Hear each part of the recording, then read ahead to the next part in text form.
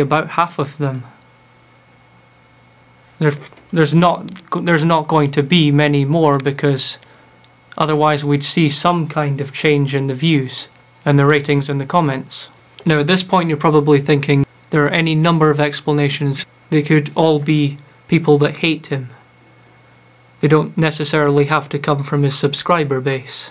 What I'm going to do is take you through 2 videos through the comment sections, just very roughly scrolling down so you can see through, so you can basically see what kind of comments are being left. As you can see, many of them, and that's exactly what we'd expect to see, many of them are in support of him. Otherwise, why would you have, it's perfectly reasonable subscriber behaviour. Pretty much constantly saying, good job, well done, great video, nice, stuff like that. There are detractors, of course.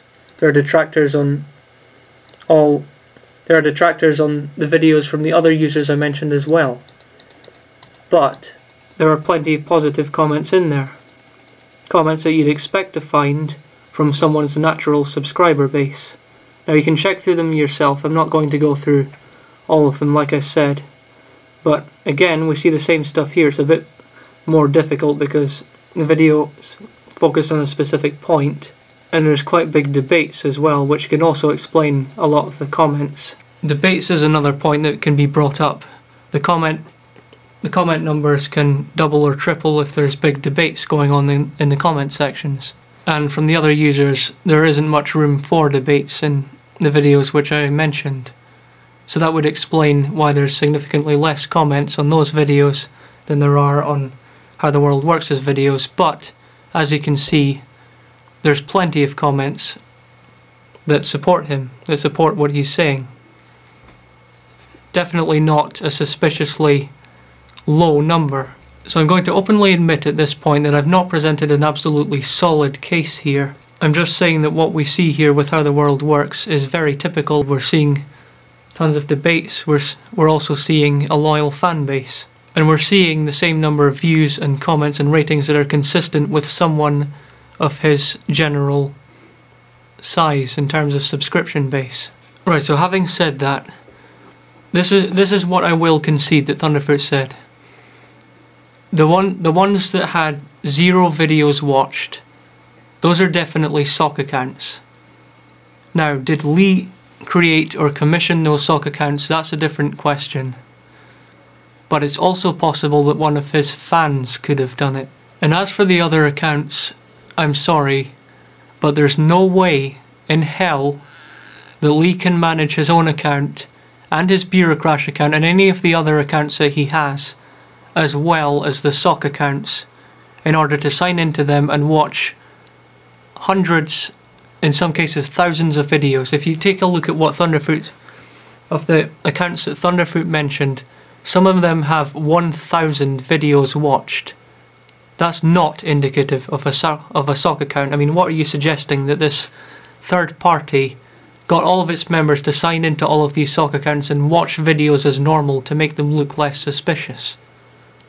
Just how reasonable does that sound to you?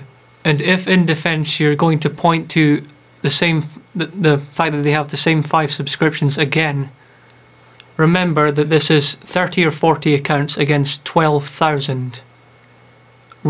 Against a subscriber base of 12,000.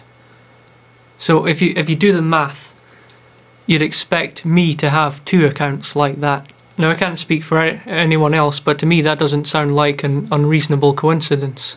So those are my thoughts at the moment. What do I think in terms of making a decision? I still don't think there's enough evidence. Right, even if the accounts can be proven to be sock accounts, it doesn't seem like there's that many of them, like I said, and also we can't actually connect them to Lee. We only have circumstantial evidence, the 5 subscriptions. That's it. Now I said I was going to talk about evidence. Basically what I want to say is this. On one end of the spectrum, you could be a child that's involved in this incident and you get punished for it, and there's no evidence. On the other hand, on the other end of the spectrum, you could be in court You could you could be on trial. You've not done whatever it is you're accused of doing.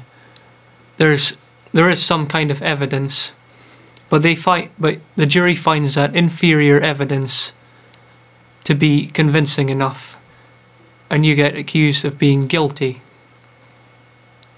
Now, false verdicts are given.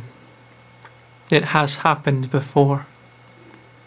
It is very important that you consider the evidence.